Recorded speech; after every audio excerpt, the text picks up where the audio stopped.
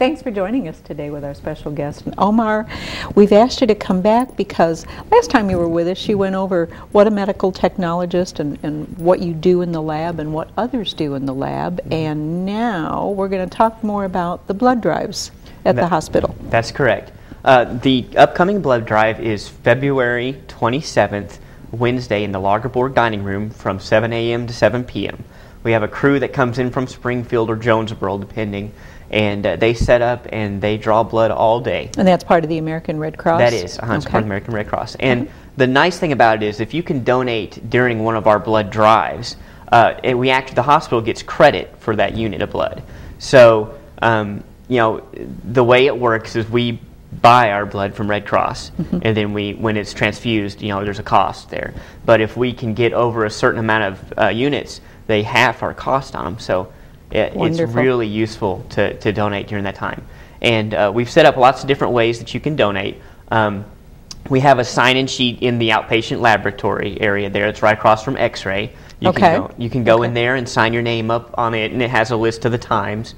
Or what they're really pressing for us to do is go online to www.redcross.org, and on that website there, there's a little simple process where you create a profile and fill out a few things and enter your zip code, and it'll prepare you to go to this blood drive. And it really is the gift of life. Oh, absolutely. It's a great gift to be able to give. Yeah, it saves lives. Every so many seconds, I think is what it says. Every 2 seconds, someone needs blood. And that's really true. I see it daily. My job includes a lot of inventory management. And while I'm working, I can see, you know, we can go through 10, 15 units in a matter of hours, you know, at the hospital. Depending on what's happened. I know that there's been sometimes this time of year, especially with inclement weather and the road conditions are not good, we've certainly seen a lot of accident folks coming into the hospital, and they may need blood transfusions. They may need blood. So it's heavy usage. Right. The emergency usage is what's noticed. But we also, during surgeries, you might get a unit or two of blood, depending on the type of surgery. Chemotherapy patients, anyone that is having any kind of specific types of cancer treatment, you'll have a lower red cell counts, white cell counts, etc., and you'll want a transfusion then too. I did not know that. Okay, I did. So anybody that's going in for chemotherapy? Well, it depends. Or we watch their blood counts, and if they get low, then we give transfusion. I do want to talk about the different components that you get out of blood. When someone donates blood, you donate a whole blood unit. A long time ago, they would just transfuse a whole blood unit. Now, what we do is we take that blood and we spin it down. And when you spin it in a centrifuge, it separates based on weight, molecular weight. And so you'll get your packed red cells at the bottom, and then you'll have a little layer of white cells, and then you'll have a layer of plasma, and then you have platelets. Okay. If I hadn't watched CSI, I wouldn't know anything about any of this. Yeah. So, okay. So the centrifuge, and you're separating. Right. Okay. And they have big, huge centrifuges that can spin those. You know, it's amazing technology. A big process there. And so then they separate it to us, and they sell us. We have plasma, which they freeze and send to us, and so we have that sitting in a freezer at -32 degrees Celsius. And whenever the floor calls and says, "Hey, we want to give plasma," I thaw it out in a big tank of a water bath at 37 degrees. And so, when your 1 unit of blood, when you donate it, they're going to get their red cells, and you're going to get plasma from it. And now platelets are a separate thing. All this is the plasma and the platelets are related to coagulation. Okay. If you're having trouble your blood clotting, you might get some plasma, and also to increase the volume. You also, if your platelets are below 20,000, 150 to 500,000 is normal. If your platelets are below 20,000, they'll want to transfuse platelets with you. And again, that's with your chemotherapy patients, surgery patients that have real low platelets. Going in, they'll want to give them some platelets so that during the surgery there won't be any complications.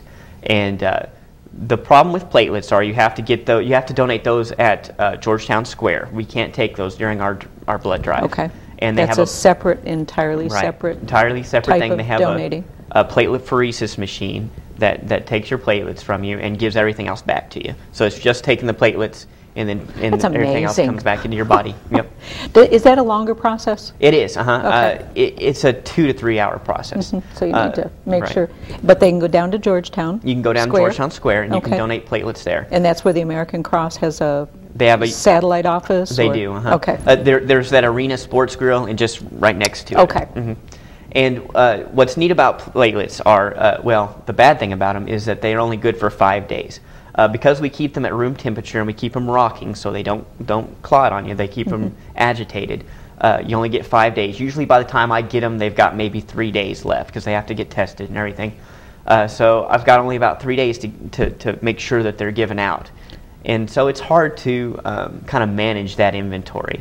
And the reason is they're only good for 5 days because of bacterial growth. After 5 days, you might get some bacterial growth on it because it's kept at room temperature. The behind the scenes at a hospital is absolutely fascinating, especially in the lab, what's going on. And this is, you know, just from a layman's term, that this is why if someone's in the hospital, has surgery, that they're coming back in the next day to take blood. Right. You know, everybody's like, why on earth do they need more? Well, there's a specific reason for it. They've got to know where that count is at and make sure that, that stuff changes pretty regularly. And they want to know before you go into surgery where you stand so that we're ready to go. Another thing is with blood typing, you have 72 hours where it's considered compatible, a cross-match, it's compatible, or ABRH is good to go. What that means is once we draw your blood and we put a little blood band on it, that's only good for 72 hours. Okay. So that's why when you have surgery on a Monday and you're coming in on a Friday, or you may have some issues there. So that's also why you might come in for all your pre-surgery testing and then have to come back the day before and get it drawn again, like you were saying. We want to make sure that if we do have to give you any blood, that your ABRH, your type and screen are ready to go. And that screen, what we're doing is looking for any kind of unusual antibodies that you may have produced, and that's why we have to make sure that nothing's changed since the last time that you're drawn for it and now. Okay. Wow. I'm sitting here overwhelmed, Omar, because it's just there's so much that's going on. And what else can you tell us about on the blood drives? Oh, okay, sure. Well, I do want to mention some frequently asked questions about donors. Usually people will give me phone calls and ask specific questions like, hey, can I donate with this or with that? And one of the questions I get a lot is what medicines would prevent someone from donating. Okay. And usually, in most cases, it's condition for which the person is taking the medication that causes the problem. It's not necessarily the medication itself. So we wouldn't want to take a donation from you if you're on antibiotics because you're ill. Sure. So as long as you're not feeling sick, it's all right. The medications, there is a list on www.redcross.org that'll tell you for sure, but usually medicines like high blood pressure and medicine for diabetes, you'll have to check and see. You wouldn't be a great candidate to come in and donate. There's another one like, why not wait until someone I know needs blood before I donate? Well, it takes up to 48 hours now to get all the testing done before I can actually transfuse the patient. So if there was a life or death emergency, by the time you had donated and we got the blood to them, it had been 48 hours. Right. Now, you can still do that. Say you have, there's a couple things we do. If you're having a surgery, you can go in and donate for yourself. I believe it's a couple months before your surgery. You donate your own blood, and then we keep it. And then I think it's maybe a month. I'll have to check, but it's on their website too.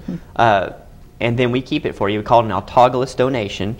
And then when you have your surgery, we have your own blood to give back to you. Okay. You just have to have that period window so that you can build up your red cells and be ready to go again. And if you have a family member that you want to give blood to, you can go to Georgetown Square, and it's called a directed donation. You say, I want to direct this to, and give them the name. Once again, you know that the surgery's coming, and you want right. You would know it was up and coming. I wouldn't do it for an emergency situation. No. But the neat thing about that is, if that directed donation is not used, I can take it off of that patient and use it for somebody else. So it's really interesting. Right. Because it may not be a good match for the patient, correct? Right, that's true Yeah. too. Yeah, you may direct the donation, and we find out there's a blood type problem, or there's an antibody, or a specific antigen on the surface that we can't use. Let's see. Age. You need to be 17 years of age, 16 with parental permission. You need to weigh at least 110 pounds and be in good health. Let's see, it says high school students, anyone age 18 or younger, must meet an additional height and weight requirements. And again, that's all on the website. And usually the folks that collect the donations, they know a lot more about the eligibility requirements. I'm kind of on the other end. The end of it, yeah. You're on the processing end, so to speak. Right. Yeah, and anyway, it's really interesting. There were some other things here. Let's see. Oh, I think I mentioned all of those. Okay. Yeah. I wanted to go back to, not to put you on the spot, but Sure. if I know how much you know about all of this stuff, which is amazing. That I want to talk with you about the different blood types that might not match. Okay. As soon as we come back from a break. Okay. All right. Sounds good. Don't go away. We are going to just take a short break, and we'll be right back.